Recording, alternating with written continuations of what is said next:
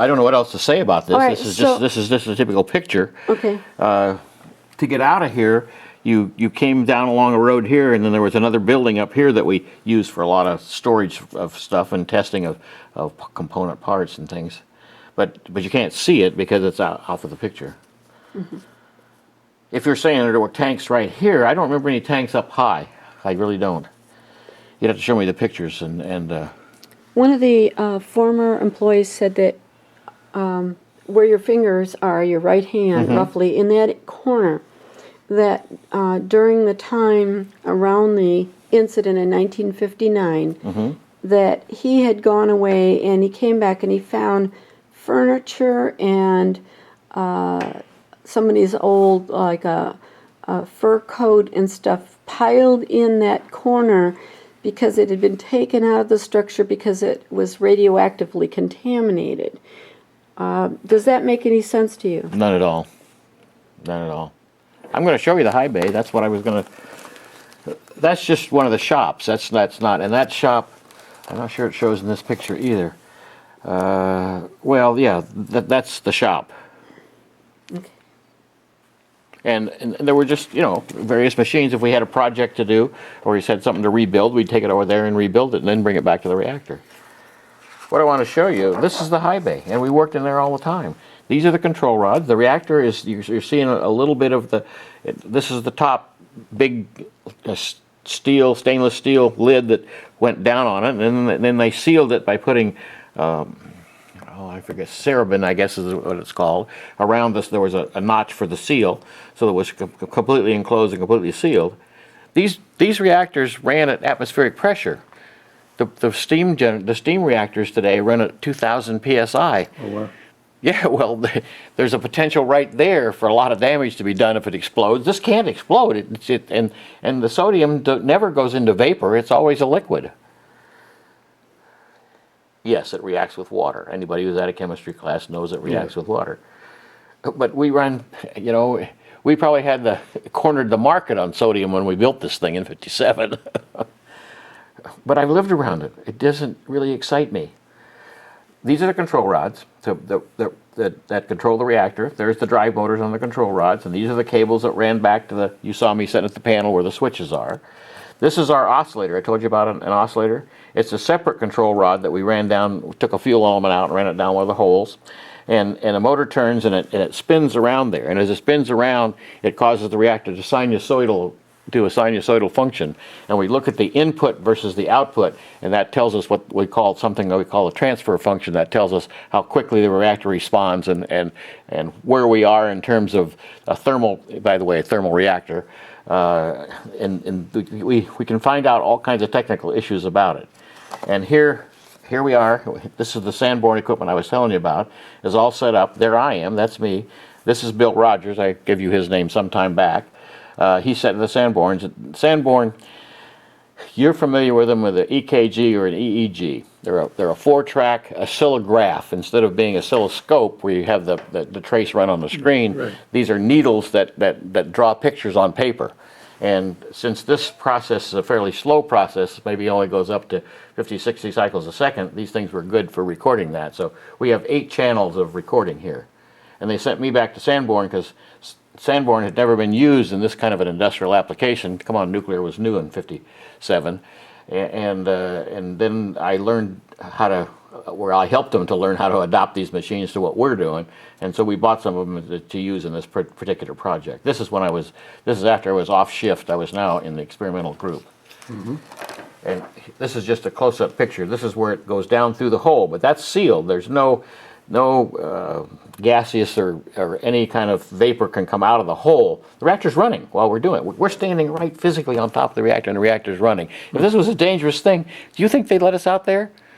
Come on, I've been through body count after body count, and I saw no fission products. My film badge was never overexposed. It was exposed somewhat, yes, that's understandable. And I worked there every day for 3.5 years. That's why I don't understand what these people are saying. There I am. I'm running the Sanborn to do this, and here's Bill Rogers. He's out there, and I'll tell you the guy who was the director of this particular project. You told me his name. He's a PhD. he was a new PhD at this time. Joe Lindholm? Yeah, Joe Lindholm. He's the one that come up with the idea. Then we talked and he said, well, you know, he'd like to see he'd like to be able to compare the output to the input on the same piece of paper. Well, that's why we come up with these oscillographs. Mm-hmm. And this is another guy that his name is Mike Rugemer. He was kind of my boss too, kind of a mentor. And now we move the oscillographs into the control room. This is an addition to the control room. If you look behind, you can see some of the panel meters up here above.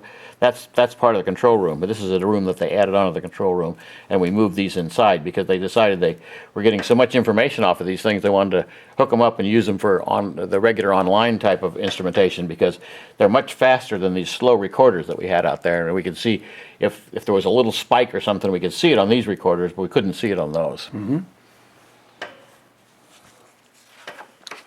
And that's just another picture of Mike and I looking at the output of the Sanborn right there. These are amplifiers because they use ion chambers to measure the neutron flux of the reactor, and they come out in micro or micro amps, very, very small quantities, and so we have to amplify that signal up big enough for these things to see it so we can record it. And this is just a paper I wrote on the Sanborn galvanometers, how they work. And I have some interoffice memos and letters and things that describe, and my title during all this period was a junior engineer because I hadn't graduated in engineering at that point in time. That's UCLA stuff. There is one other thing I wanted to, this thing right here. This Sanborn was eventually bought by Hewlett-Packard. Mm-hmm. And when it was still Sanborn, since we were the first people to industrially use these things that were used in medical, they put out this little, I guess it's done quarterly or something, and this was the one they put out. We're in it. Here we are in those pictures you just saw. And there's the console, but that's Jim Hall. He was the supervisor in charge of the instrumentation. And when I was doing the instrumentation, I worked for him. But after I got on the experimental group, I worked for Rugemer, and I was one step away from Jim Owens, except during the construction, Jim was up there and he hired me directly, and I worked directly for him. Mm-hmm. And then when he got a promotion and moved down to Canoga Park, they put me under somebody else. Let's see, Atomics International records. And who test else scram. were you under besides Jim then after Jim?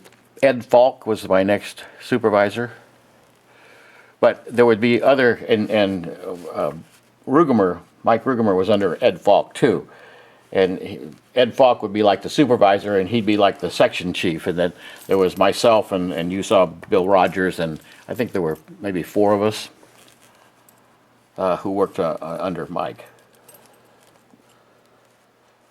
But see, the beauty of the Sanborns is that they could record what's happening at a very rapid rate, as opposed to this kind of instrumentation here is very, very slow. Yeah, and they couldn't see spikes and things like that if they were doing it in this fashion. Not that the spikes would do any damage, but that's just that. I think that's all there is in this. It goes on to talk about other things here then.